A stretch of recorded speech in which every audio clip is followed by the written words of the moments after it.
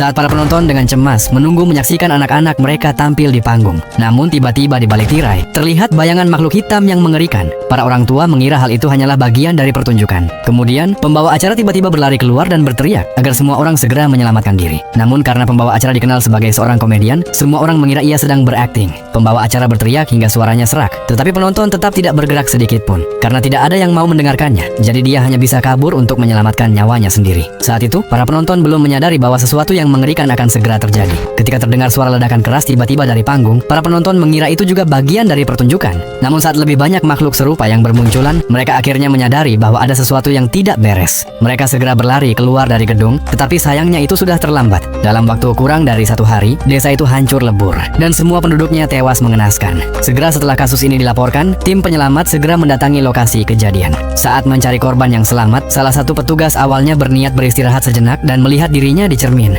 Namun pada saat itu juga, sosok monster tiba-tiba terpantul di cermin. Pria itu membuka matanya dengan tak percaya. Tepat 1 detik sebelum monster itu menyerangnya, dia dan rekannya melarikan diri dengan panik. Monster itu mengincar teman pria itu dan terus mengejarnya dari belakang. Saat monster itu melompat dan menerkamnya, temannya memanfaatkan kesempatan itu untuk berbaring di tanah dan berpura-pura mati di tempat. Namun monster itu menyadari tipuannya dan langsung menggigitnya hingga tewas. Sementara itu, pria yang satu lagi berhasil kabur sejauh 10 km dari lokasi kejadian. Tepat ketika dia merasa bersyukur setelah berhasil melarikan diri, tetesan air tiba-tiba jatuh ke kepalanya. Saat ia menoleh untuk memeriksa, seketika senyumannya menjadi pulsa.